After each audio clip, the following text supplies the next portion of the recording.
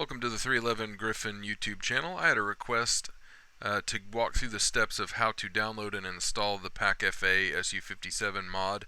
So I'm going to walk through those, and of course this is how you would install any mod that's an aircraft mod as far as I know. I've never seen a different way to do it, but anyway, so let's get started. So open up your favorite browser and go to Digital Combat Simulator's website.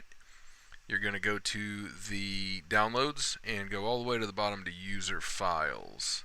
And here you can search for things, you can scroll through the list. To find this mod, right now it's pretty easy. You just set the file type to mod, and that's pretty much it.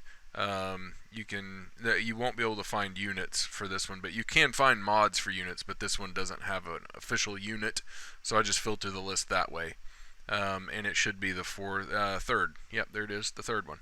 So you could sort by most popular or whatever, but you'll click download, and then we will go to our downloads folder,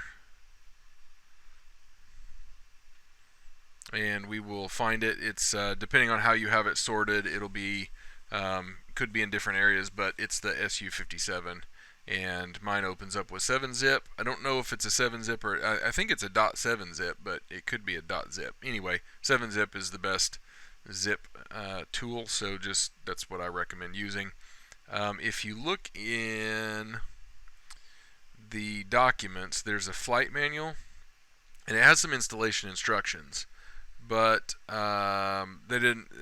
they show the location to install things to, but it's not really clear. It just tells you basically the English isn't great there, so not trying to make fun of them, but I appreciate the fact that their English is better than any other language, so I'm not going to knock them, but it wasn't really clear what I needed to do. As it turns out, you just need to copy this Su-57 folder over to that particular drive or folder in your directory. If that folder does not exist, create it, but you're going to go to saved games or C drive, whatever your drive is, users, save games, whatever version of DCS you're using, mods, aircraft. Just follow what I did there in the video, or the location that's in that document, and then you would just drag it over or copy it over to that folder. That's about as much detail as I can give on how to copy it over, because different people like to do it different ways. Control C, Control V, drag and drop, right click copy, right click paste, that kind of stuff. However you need to get it into that folder, get it into that folder, and that's all you've got to do. The installation is super easy on that, and which is very cool, because I'm used to doing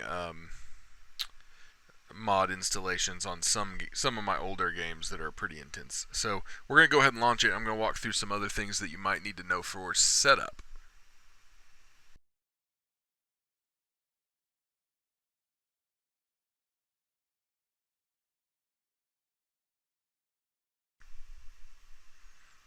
Okay, so you can do some of this stuff at the main menu, but I've loaded up a mission here that I made, and I want to show some of the controls that you have to mess with.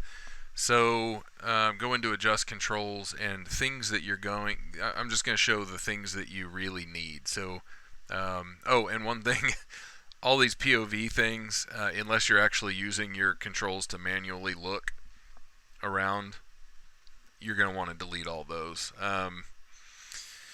And even if you are using manual controls to look around, you're going to want to delete all of them, but what you really want to use. I've not had too much trouble with these controls getting in my way in the game. Here and there I will, if I don't go and fix them. You'll do one flight control, you'll pitch and your guy looks up or down or something like that. And I really wish Eagle Dynamics would do something to fix this, because every time I update, it seems like I have to come in and mess with these on my modules. Not all the time, but every once in a while they just pop back in, and I've tried to use .lua files to define my controls. That messed everything up worse. Part of it may be things I'm doing wrong, but the game itself shouldn't default a bunch of the same function to a bunch of different controls. But you're going to need things like target lock, target unlock, weapon launch, weapon fire, weapon release, cannon. You're going to need weapon change. You're going to need, and I'm going through these not necessarily in the order that you're seeing them in game, but you're going to need countermeasures. You're going to need electrical on. You're going to need electro-optical and radar on. Probably TWS mode, PRF frequency. Let's see here. Trying to remember what all I got. Autopilot's not necessary. I've got it set, but I've never used it. I don't. The control scheme in the game doesn't necessarily match the HOTAS controls that I've got here, but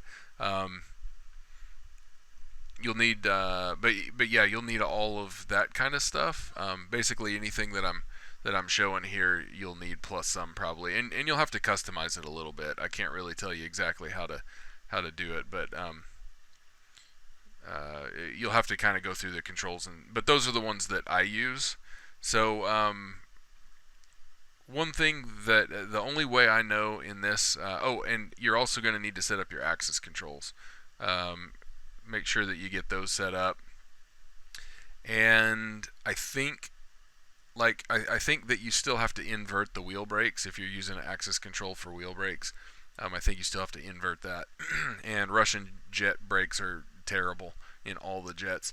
The only way I know of to tell if the engines are on is just to throttle up and see if they respond. Now, they might respond even if the jets aren't on. I'm not really for sure. Like if one is on and you have hydraulic power, maybe both nozzles could fluctuate, I guess. I don't really know. But anyway, so as controls go, it's kind of like any of the FC-3 aircraft. You're going to have to go in and set it up. If you're used to the Su-27 or the MiG-29 or the Su-33, I would set up your controls as close to that as you can. That's probably the best thing to do, is just copy those controls.